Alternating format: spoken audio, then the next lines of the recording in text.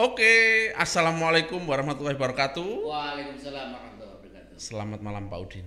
Selamat malam juga. Jadi apa sedikit lega ya ketawanya ya. Iya. Walaupun apa kita selalu nyisakan ini kerut ya, menyisakan kerut Pak Udin ya. Kalau Iya. apa kerutnya gitu. Kira-kira saya kira malam ini kita akan bicara soal tantangan proses hukum MSAT ya. Karena ada soal-soal yang kira-kira masih Iya. akan menggelayuti situasinya. Iya. Jalan masih terjal. Jalan masih panjang. Masih panjang. Kalau terjal dan terjal. Iya. Ya, saya Belum mulus. belum mulus. Saya sih tadi tertarik sebenarnya Mas Udin untuk bicara soal kilas mundurnya gitu loh. Iya. Tapi ternyata Pak pengacara ini senengnya bicara data, konsep hukum ya nggak apa-apa gitu. Daripada teman di auditor. Saya sedang punya agenda untuk bicara soal riset mundurnya gitu loh. Jadi riset mundurnya itu siapa, Yaitar, ada siapa di balik itu, itu Mungkin nanti mulai di episode yang lain. iya. Narasumber yang lain. Saya lebih sukanya menatap ke depan. Ya, dan orang hukum ya, yang fakta-fakta. Betul. Mas Udin, Siap. sudah mulai lihat fakta belum nih? Sudah mulai lihat fakta. Faktanya memang ditangkap. Ya. Ada fakta kecil-kecil lihat nggak nih? Iya. Apa tuh? Kita melihat dari diksi-diksi yang dibangun di media. Ya. Itu tidak ditangkap, Ya. tapi menyerahkan diri. Ini kalau orang hukum ini. Bahasa ini kan kadang-kadang menjebak ya, Iya. karena ini kan bisa jadi perspektif Ya, yang berbeda. ya. Ketika ditangkap oleh APH dalam hal ini nanti jaksa maupun hakim, ini menjadi alasan yang bisa meringankan. Ya, Karena 15 jam. menyerahkan diri itu berarti bertanggung jawab atas perbuatan, padahal dia dalam posisi 15 jam Iya.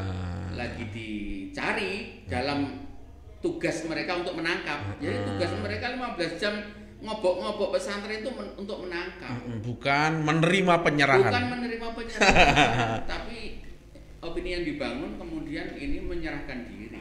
Fakta lain? Fakta lain misalnya ketika dia langsung dibawa ke Medaeng, kemudian kita lihat gambar-gambar yang beredar ada perlakuan-perlakuan yang masih istimewa, ditambah dengan tadi pagi rilis dari Polda yang itu juga ada di Medaeng tempatnya, dia juga tidak pakai baju tahanan, Ya, tidak pakai rompi ya, tahanan, ya. gitu kan? Nah ini kan Pakai jaket yang nyentrik. pakai jaket yang Ini. Nah, itu kan kemudian masyarakat awam mengatakan, wah ini kok jadi beda dengan masyarakat yang biasa perlakuannya. Padahal siapapun di depan hukum itu sama, ini kan? Jadi tidak memandang bulu, hukum itu kan tidak memandang kasta, tidak Ya, memandang ya. strata. Iya. Fakta detail yang 12 tahun, 9 tahun, dan 7 tahun itu bukankah itu? Termasuk kemudian dalam press release itu disampaikan pasal-pasal yang disampaikan juga ancaman pidananya, misalnya 12 tahun misalnya.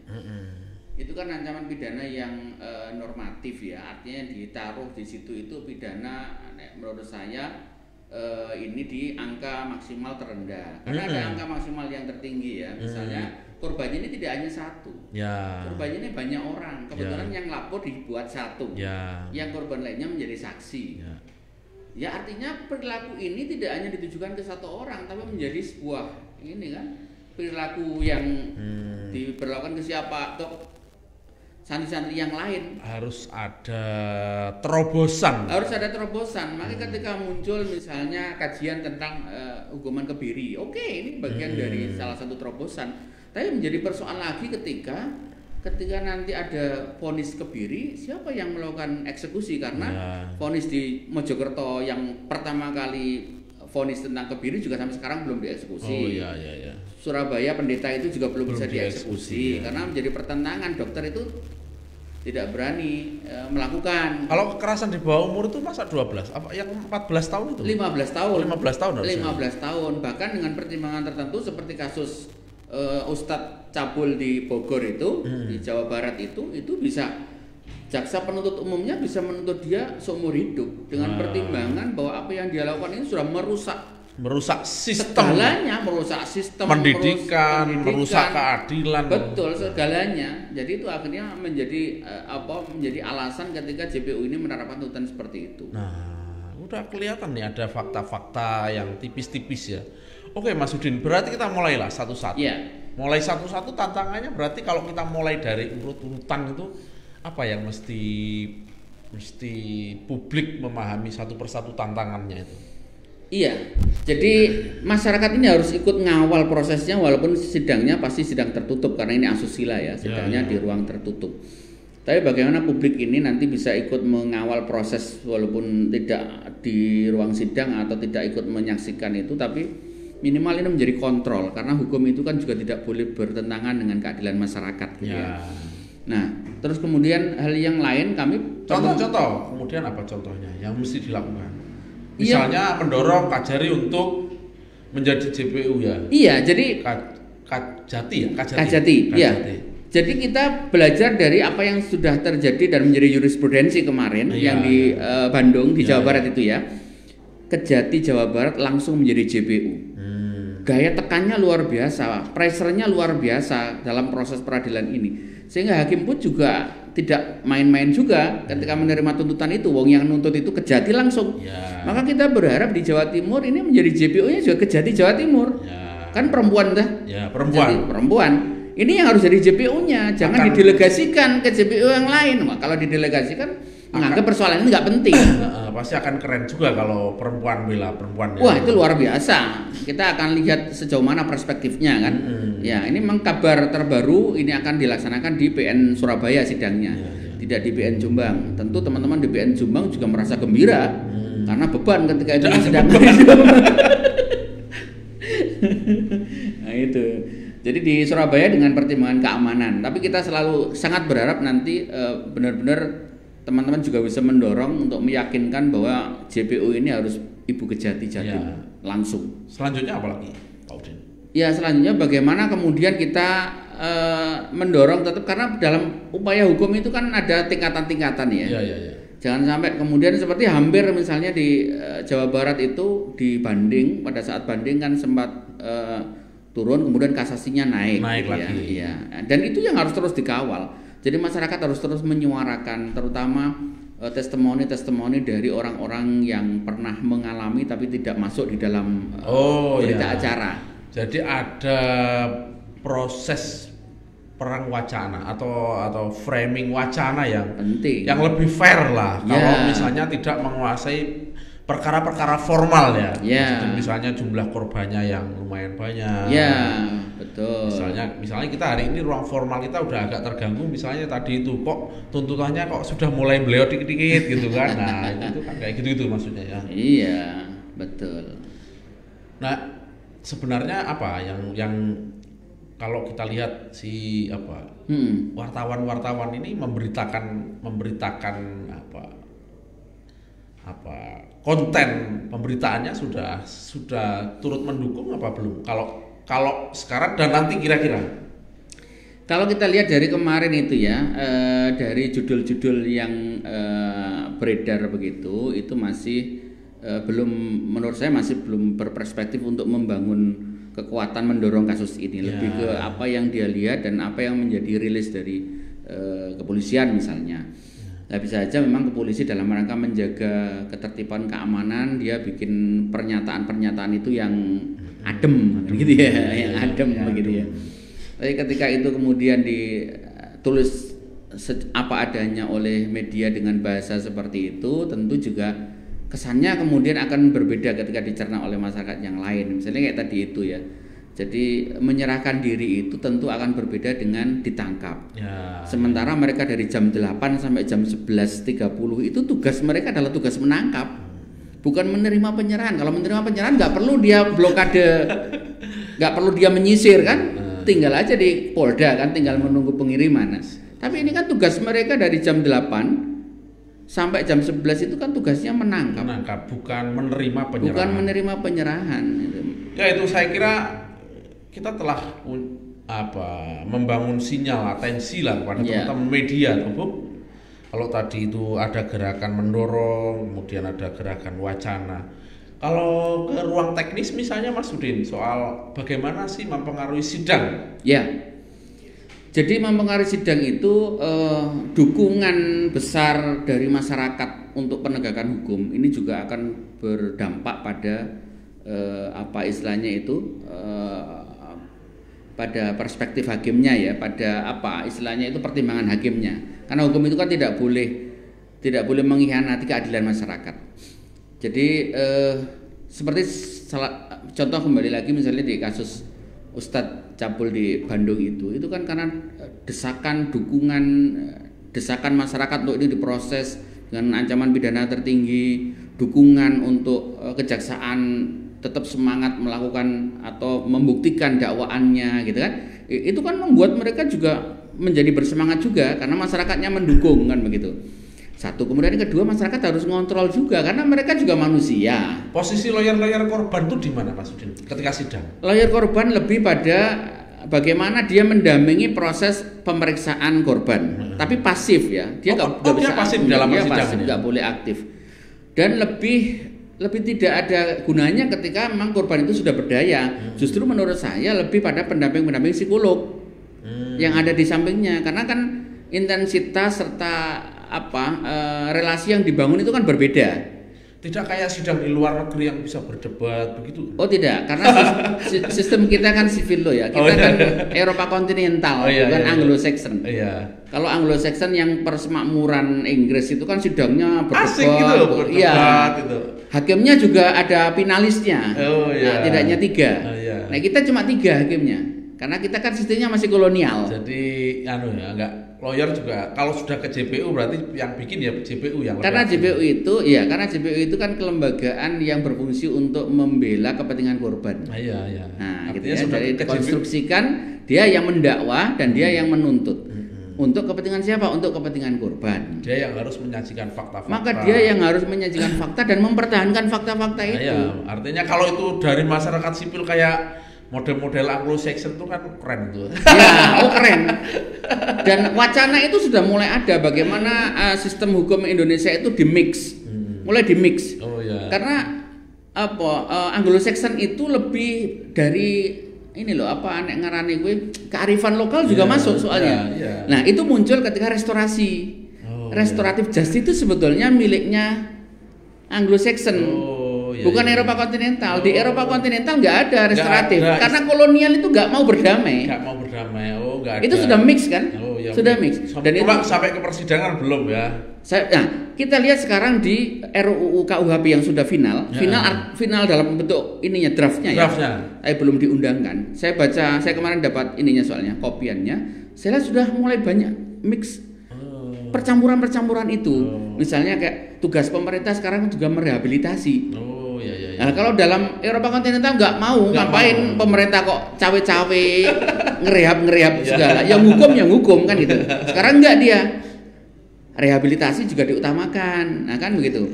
Kompensasi dalam bentuk restitusi juga ada. Bahkan pemerintah memberi kompensasi, tidak hanya restitusi ya. Restitusi itu dari pelaku. Nah, ini nanti bisa diterapkan di SUBKI ini, di MSA ini. Kompensasi dari pemerintah. Untuk apa tujuan restitusi dan kompensasi ini? Minimal untuk mengembalikan kerugian imaterial dari korban. Yang selama ini 2 tahun, hampir 3 tahun ini dia dalam kondisi tertekan, luar biasa gitu kan. Karena juga banyak intimidasi. Nah, ini kan juga harus dikembalikan, dipulihkan. Misalnya untuk biaya konseling psikologis, untuk biaya healing trauma misalnya. Ini bisa dibebankan ke pelaku KMSA. Nyongsong masa depannya lah kira-kira. Iya, nyongsong masa depan sampai nanti ke pemberdayaan ekonominya. Karena selama ini dalam 3 tahun tentu dia juga hilang aksesnya kan. Nah, ini harus dikembalikan. Nah, itu harus ada nanti di dalam tuntutan jaksa ini harapannya ya. Kalau pengalaman kemarin yang Aris Merdeka dikeluarkan dari ruang sidang itu, dia kalau besok menjadi tekanan itu gimana itu? Iya. Sebaiknya gimana tuh ruang publik yang supaya lebih pihak-pihak lain nanti yang mau masuk persidangan di dalam, sebenarnya kan ada kompetensi waktu itu kan? Ya, ada kompetensi. Ada kompetensi tapi apa ruang-ruang formalnya tidak dipersiapkan. Ruang formalnya nggak dipersiapkan. Jadi harusnya seperti kasus kemarin, ketika dia mau mendampingi korban, maka dia harus dapat kuasa dari korban, kuasa untuk mendampingi. Kuasa mendampingi. Jadi ke depan diharapkan itu terjadi. Iya, sehingga pendamping ada di dalam ruang sidang tertutup ini memang dia dikehendaki oleh korban. Sehingga ketika kuasa penasihat hukum dari pelaku mempertanyakan atau keberatan, ini bisa menjadi legal standingnya bahwa lo kami di sini ini atas kepentingan korban. Dan ini harus dihargai, korban butuh pendamping di dalam ruang sidang. Apalagi kan ada kompeten, dan itu boleh. Nah, sebetulnya teman-teman nanti pendamping walaupun memang tidak semua orang bisa masuk ya. Artinya perwakilan-perwakilan. Ya, tapi kan semakin banyak di dalam konteks kelompok kepentingan ya langsung gitu kan. Mestinya kan bisa masuk. KPAI masuk, KPAI masuk, terus apa namanya? Bisa. Jadi begini, kalau teman-teman dari kelembagaan itu minimal dia punya surat tugas dari kelembagaan itu untuk melakukan pendampingan di dalam persidangan. Nah, itu nanti akan dipertimbangkan oleh hakim. Tetap dipertimbangkan oleh hakim ya. Jadi hakimlah yang akan menentukan ketika misalnya ada pihak yang keberatan, maka hakim akan menentukan layak nggak dia dipersilakan untuk masuk. Termasuk bagaimana pemeriksaan korban nanti tidak di dalam ruang sidang. Bisa telekonferensi. Ya, jadi korban nggak akan ketemu dengan MSA di dalam persidangan. Biar tidak ada ruang yang terganggu. Pasti. Ruang psikologi yang terganggu. Iya, karena selama ini kan hubungannya ini kan subordinat gitu kan. Subordinat santri kiai ketemu langsung tatapan mata mungkin sudah, dan ada tekanan dari luar kan. Gitu kan. Jadi nanti bisa kemudian diusulkan, disampaikan ke majelis untuk pemeriksaannya tidak di dalam ruangan bertemu, jadi lewat telekonferensi bisa. Dan itu di undang-undang TPPO untuk kasus-kasus buruh migran itu sudah ada. Di Undang-Undang TPKS yang baru 12 tahun 2002 juga ada. Undang-Undang Perlindungan Anak juga ada. Dalam perkara-perkara teknis yang begini ini berarti ini apa? Obrolannya di mana Pak Udin? Misalnya mendesain sebuah, ini mestinya telekonferensi, ini mestinya bisa masuk itu. Itulah tugas penasihat hukumnya korban. Berarti tidak aktif tapi bisa dia langsung bertemu dengan jaksa mengatakan kami ini kuasa hukumnya korban, Bu, kami pengen koordinasi. Ya kan? Dalam koordinasi inilah kemudian muncul apa kira-kira yang satu, kebutuhan korban, dua, persoalan korban, kan gitu ya. Jadi kebutuhan korbannya begini Bu, bla bla bla bla. Kemudian persoalan korbannya begini, ada hal yang resisten begini sampaikan, karena jaksa juga tidak tahu persis tentang kondisi psikologis korban. Ya kan, yang tahu tentu pendamping. Yang menjadi akhirnya kemudian masuk menjadi penasihatnya. Kalau misalnya dia advokat, kalau bukan advokat dia dapat surat tugas dari kelembagaannya bisa dia. Karena selama ini misalnya di persidangan manapun, dulu saya sebelum advokat waktu di Women Crisis Center juga bisa pakai surat tugas. Kadang-kadang malah saya sendiri yang membuat tugas untuk diri saya sendiri. Karena saya koordinator divisi ya. Itu boleh. Yang begitu-begitu nggak usah jauh, maksudin. Teman-teman TNI itu selalu ada pendampingan dari ankumnya. Dengan surat tugas. Jadi sidang apapun di perdata ya, kalau pidana mereka di mahmil soalnya. Kalau perdata itu misalnya kayak perceraian gitu, mereka ada pendampingnya dari ankumnya. Padahal ankum itu bukan advokat, tapi dia dapat surat tugas untuk mendampingi proses. Jadi sudah ada 3, mendorong peran, mempengaruhi wacana, mendiskusikan ruang-ruang teknis. Betul. Apalagi nih Pak Udin. Jadi teman-teman jangan euforia dulu gitu ya. Jadi khawatir saya kemudian euforia karena sudah tertangkap. Jadi ketawanya sudah terlalu lebar. Itu sudah bisa jadi jebakan. Artinya berikutnya nggak akan ada lagi, nggak fokus lagi sudah. Padahal ini masih panjang, perjalanannya masih panjang. Istilah makanan itu dari bahan dasar, dari dapur ini sudah masuk ke ruang masak. Dari ruang belakang sudah masuk ke ruang masak. Di ruang masak inilah akan diciptakan rasa dan model-model masakan untuk kemudian akan disajikan menjadi dalam bentuk vonis itu tadi kan. Nah, proses masaknya ini yang harus dipantau. Bahan dasarnya sudah diserahkan oleh Polda ke kejaksaan. Ini bahan dasar, mereka bikin BAP itu kan bahan dasar. Yang masa ini jaksa yang nanti mendakwakan, pasal apa saja yang disampaikan di dalam dakwaannya, ini kan penting. Penting dan jaksa harus jeli. Jaksa harus jeli kalau benar-benar punya diskusi antar ini ya. Nah, itu bisa dilakukan oleh teman-teman pendamping. Nah, ya, maksudnya diskusi di ruang betul. Antar pendamping apa. Ya, jadi komunikasi dengan jaksa. Kaitannya dengan Bu, misalnya kami punya data tentang kondisi psikologis dan kekinian tentang korban begini dan beberapa korban yang lain. Nah, betul, dan tuntutannya harusnya ini. Betul, termasuk misalnya Bu ada fakta-fakta baru yang mungkin kemarin tidak ada di dalam BAP. Itu boleh disampaikan ke jaksa. Sehingga jaksa punya referensi banyak. Oh ya. Bikin jaksa itu kaya dengan pemahaman tentang perkara ini. Ya. Karena dialah yang akan menampilkan itu dalam dakwaan dan memperjuangkan itu hingga tuntutan. Kalau sudah rapi susun 3 tadi Pak Udin, tiba-tiba masih jebol juga nih, jadi rendah gitu. Iya, artinya masih ada upaya hukum lanjutan ya. Kalau misalnya dalam putusan pengadilan tingkat tingkat 1 dalam hal ini PN Surabaya kurang memuaskan, pendamping-pendamping atau teman-teman aktivis bisa mendorong jaksa, karena lagi-lagi yang bisa banding tentu jaksa, bukan pendamping ya. Karena jaksa sudah artinya itu dicetak atau sudah dikondisikan sebagai kelembagaan yang membela kepentingan korban. Nah, kemudian kita memberikan pertimbangan pada jaksa untuk jaksa mengajukan banding. Misalnya jaksa mengajukan banding. Atau kalau misalnya putusannya bebas, ternyata jaksa bisa langsung kasasi. Seperti kasus di Jombang kemarin, kasus kekerasan seksual, vonisnya bebas ya. Dan mengembalikan harkat martabat. Kemudian jaksa kita dorong untuk kasasi turun 8 tahun. Nah, turun 8 tahun kasasinya. Nah, itu.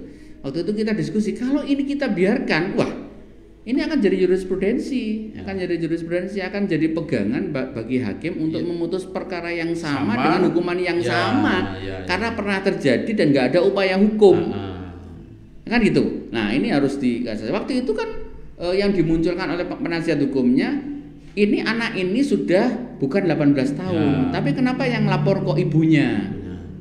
Ada kekosongan ini usia di dalam konteks undang-undang mengartikan anak itu sampai 18 tahun. Setelah 18 tahun sebelum 21 ini apa namanya? Karena dewasanya ini 21 ya. Ini ada kekosongan rentang ini loh. Ini yang sering kemudian dimanfaatkan oleh penasihat hukum. Nah, kasus Subeki ini kejadiannya pada saat dia masih dalam rentang anak, tapi pelaporannya ketika dia sudah lewat dari 18. Makanya kan pernah Ketua Komnas mengatakan bahwa kasus ini bukan kasus anak.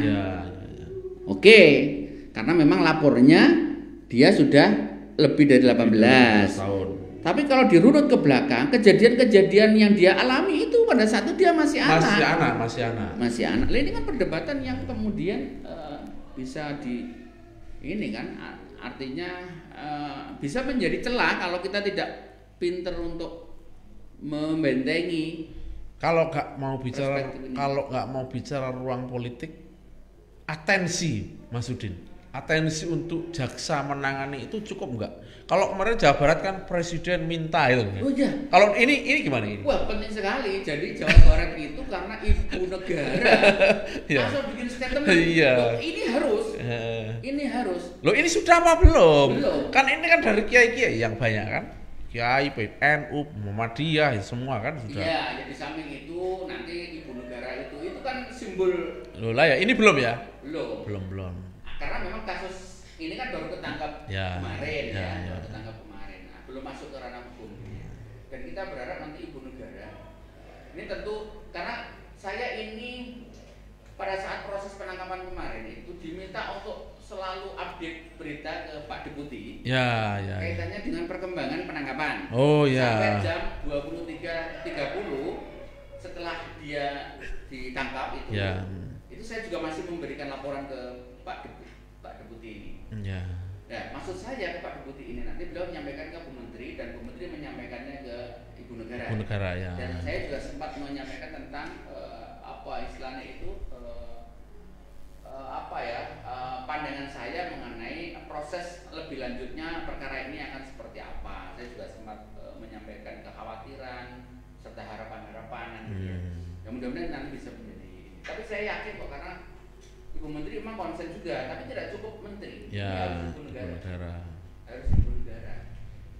Gitu. Kalau sudah mulai proses hukum, ibu negara biasanya ngasih atensi gitu. Jadi terbukti Jawa Barat itu ketika ibu negara bikin statement itu langsung kan gitu ya. Iya. Inilah fungsi negara. Iya, iya. Negara itu harus hadir memberikan perlindungan maksimal. Ya karena ini Bung, kan ini case saja kan. Yang lain banyak tempat misalnya di waktu yang sama Banyuwangi kan kemarin juga kan. Iya. Sehingga minimal ya ketika ada satu case ini yang sudah dapat atensi, dapat perhatian sampai hukumannya maksimal itu bisa menjadi contoh. Ya, ya. Dan ini menjadi efek jerah juga bagi masyarakat calon-calon pelaku. Ya. Dia akan berpikir 1000 kali lah untuk melakukan ketika kemarin pidananya vonisnya kemudian dinaikkan menjadi hukuman mati itu. Nah, itu kan luar biasa. Jadi semacam kayak sesuatu yang sangat semacam rem. Betul, jadi rem. Ya, walaupun kadang-kadang diskusi soal kesadaran orang itu cek waduh maneh no. Iya. Gak soal hukuman tapi soal kesadaran. Tapi gak bahas kita lah kira-kira. Karena gak berbadan lurus. Iya. Iya. Tuh, jadi sekali lagi kita jangan sampai terlena, kita jangan sampai euforia yang berlebihan dalam episode pertama ini. Jadi memang kelihatan memang episode kedua dan ketiga. Memang kelihatannya ya memang agak ada euforia kelihatannya. Iya, karena hampir 3 tahun menunggu dia ditangkap. Iya. Ketika ditangkap ya plong. Padahal ini ada proses yang penting dan sangat penting. Jadi pagi-pagi itu ketika drama dokumen-dokumen orang ditangkap itu rumangsane wis MSA kan. Sabar belum. Ternyata itu simulasi. Iya, ini apa dari bersih uji coba penangkapan. Karena 12 jam loh. Belum ada rilis. Tapi kan asiknya kan ada orang satu diambil diteko gitu. Ya, kemudian muncul pemberitaan dari beberapa media itu yang dia tak dia kurang ini ya. Langsung memberitakan begitu yang kemudian muncul seolah-olah ini kan MSA sudah tertangkap. Iya, itu. Ini media ini terlalu ceroboh juga dia menyampaikan pemberitaan lebih dalam gitu loh. Nah, kena prank. Nah, masyarakat kan akhirnya sudah tertangkap dan segala macam. Videonya yang banyak beredar. Karena saya kemudian juga dapat telepon dari teman-teman dari Lampung, kemudian teman dari Makassar, teman jaringan. Kita kan ada jaringan LPKS, Lembaga Penyelenggara Kesejahteraan Sosial Mensos, jaringannya Mitra Kemensos. Nah, teman-teman pada bertanya kan memang kebetulan kasus ini membuat Jombang itu sangat benar-benar jadi terkenal dan terjadi pengulangan. jadi pengulangan. Pengulangan terkenalnya Ponari, terkenalnya pengulangannya Rian, terjadi iya. Kita cuma yang ini pengurangan agak sesak ini ya. Iya. Jadi ada episode kedua dan ketiga yang harus kita kawal terus dan selalu. Dan ini Pak Udin, kok masih ada ya kemampuan membangun narasi bahwa ini fitnah itu terus. Kan hari-hari ini kita lihat tuh di portal-portal luar Jawa itu kelihatannya kan masih terus dibangun bahwa ini fitnah, ini.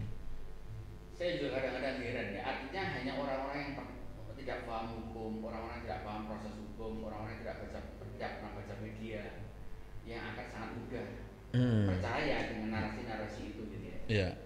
Masih ada kan hari ini 2-3 media Sumatera, Kalimantan saya. Padahal prosesnya sudah proses P21. Apa dia nggak membaca kemarin misalnya pra-peradilan 2 kali yang ditolak? Pra-peradilan itu kan menjadi jawaban bahwa penetapan tersangkanya sudah sesuai dengan prosedur, tidak cacat kan gitu. Nah, kecuali kalau narasi ini dibangun sebelum melakukan pra-peradilan, oke lah misalnya. Ya artinya ketika sudah P21 dan ini tahap 2, kemudian polisi berani menahan, kan mulai kemarin Jumat tengah malam itu kan, Kamis tengah malam itu kan sudah ditahan ya, sudah berani menahan, itu berarti secara hukum itu sudah terpenuhi. Artinya untuk menjadi tersangka ini sudah terpenuhi unsur-unsurnya, alat buktinya juga sudah terpenuhi. Mereka yakin bahwa ini akan menjadi terpidana. Ya, saya bingung juga itu. Kok masih kuat gitu narasi gitu. Kadang juga narasinya sangat sederhana beritanya ya. Proses waktunya nggak dirunut dengan baik, berita tentang. Tapi bagi jamaah kayaknya kayak kemarin yang 312 yang di Polres yang tadi sore dipulangkan itu, simpatisan itu, mereka sudah ini ya, sudah kayak terdoktrin begitu bahwa ini memang fitnah, ini ada upaya-upaya untuk menghancurkan kriminalisasi pesantren, teman-teman itu, dan teman-teman di Polres kan juga menyampaikan duduk persoalan yang sebenarnya, memberikan edukasi, dan kayaknya memang harus ada pihak-pihak lain juga yang harus memberi edukasi ke yang tidak ada di Polres kemarin. Jadi dikai trauma healing pisan mereka itu. Iya. Dan ini tugas kelembagaan yang lain ya, misalnya di desa, misalnya kan bikin sosialisasi ke desa tentang prosedur hukum, proses hukum misalnya. Ya untung saja kemarin yang 312, data 312 kan hanya 5 yang menjadi tersangka ya. Dan 5 dikenakan pasal Undang-Undang TPKS. Dan itu ancamannya 5 tahun. Dan itu kalau polisinya kira-kira sama gitu paling melawan serius tuh. Iya. Karena nggak sebanding ya. 1000 lebih ya.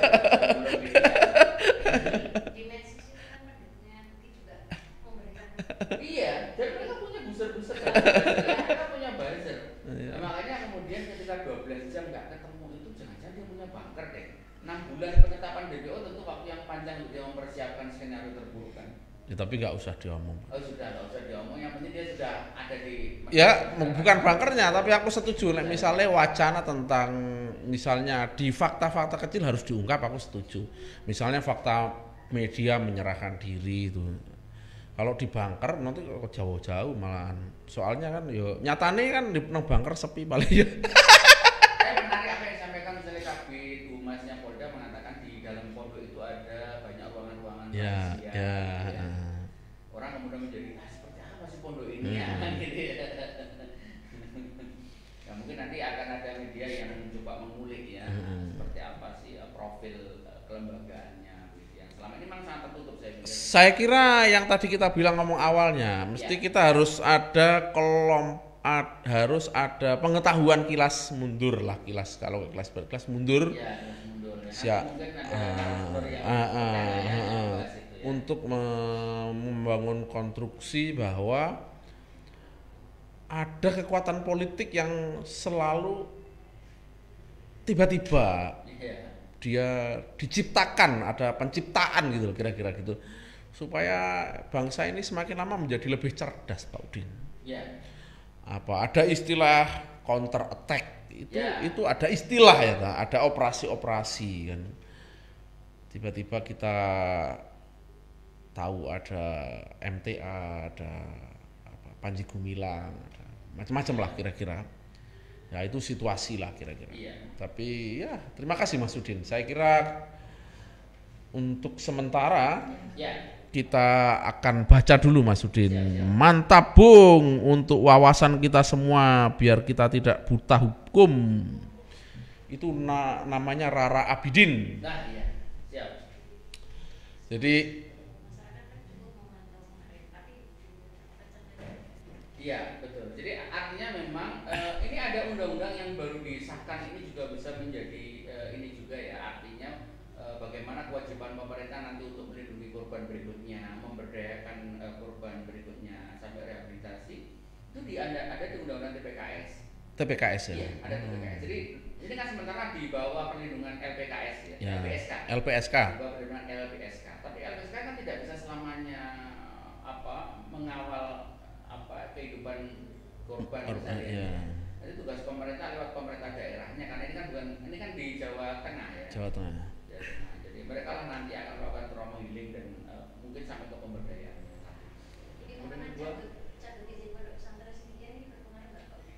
Iya, jadi kaitannya dengan pencabutan izin yang kemarin sudah dirilis oleh Kemenag. Ya. Itu terkait dengan perizinan Sidikiyah. Sidikiyah itu Majma'al Bahrain itu Pondok Pesantren Majma'al Bahrain itu izin nomor urut 73 dari 222. Ya. Jombang itu yang izin 222. Kalau saya lihat di websitenya Kemenag ya. Dari ribuan pesantren. Berarti kan ada banyak pesantren yang juga tidak punya izin. Tidak punya izin. Terus apa yang tidak punya izin? Berarti artinya ini nggak akan ngefek. Nggak akan berpengaruh. Nggak akan berpengaruh. Pengaruh serius lah Karena kira-kira. Jombang hanya 222 loh. Ya, ini ya. bertambah sejak kasusnya Pak Yai Ngoro. Ngoro ya. Nah, Pak Yai Ngoro itu kok orang mempertanyakan ini pondok pesantrennya izin apa tidak? Ternyata tidak izin. Tidak izin. Kemudian kita dalam rakor itu meminta kepada Pak Ilham selaku waktu itu representasi dari Kemenag. Sekarang sudah dikasih kontren yang memang ngurusi pondok pesantren ya. untuk menghimbau kepada pondok pesantren. Beliau menyampaikan kita ada hambatan, kita nggak bisa memaksa pondok-pondok itu untuk izin. Justru pondok itu akan mengajukan izin ketika mereka bikin proposal. Ya. Nah, karena butuh rekomendasi. Pondok yang salaf nanti. Jadi nggak terlalu ngefek, tapi setidaknya ini bisa menjadi warning bagi para orang tua yang akan memondokkan anaknya. Berarti nggak boleh operasi lagi. Kalau operasi lagi, pondok pesantren tidak bisa dilarang untuk tidak operasi, karena dia juga punya AHU dasar Kemenkumham, kan yayasan, kan? Yayasan. Mereka bentuknya yayasan, kan izinnya dari Kemenkumham. Nah, dalam bentuk AHU itu. Izinnya bukan dari Kemenag. Kemenag itu pada izin pondoknya. Nah, izin pondoknya. Artinya ini sama seperti yang tak bilang tadi itu, Jombang hanya 222. Ada mungkin ratusan pondok yang nggak punya izin. Dan selama itu juga nggak ada masalah. Nggak ada masalah. Itu administrasi lah, artinya administrasi. Ya itu bagian dari ikut menekan lah, ikut bersimpatik. Ikut bersimpatik, betul. Ikut bersimpatik dan memang agak prematur ya, karena kemudian tidak didahului dengan istilahnya pengumpulan data dan asesmen begitu. Tiba-tiba setelah Pak Kabar Reskrim menyampaikan, kemudian tiba-tiba muncul pencabutan itu. Dan itu bisa bahaya, tapi nggak usah dibahas Mas Udin. Ya. Nanti kalau balik, nanti substansi yang tadi bisa hilang. Saya kira kita akhiri saja Mas Udin. Berarti apa nih kesimpulan kita nih? Kesimpulan kita tadi itu harus dikawal terus. Harus dikawal terus. Ada episode kedua, ada episode ketiga, dan mungkin ada episode yang keempat. Ada fakta-fakta. Saya yakin tidak akan berhenti pada vonis di pengadilan negeri. Pak, minimal sampai ke kasasi. Kasus itu. ini paling minimal sampai kasasi. Ya, itu. Dia nggak akan patah semangat juga untuk hanya tunduk pada putusan. Nah, kecuali kalau dalam tanda kutip ya. Rendah putusannya. Putusannya rendah. Ya. Dan ini yang harus kita waspadai. Ya. Karena sekali lagi APH juga manusia. Bukan robot. Siap. Begitu Mas Udin ya. Terima kasih. Assalamualaikum warahmatullahi wabarakatuh.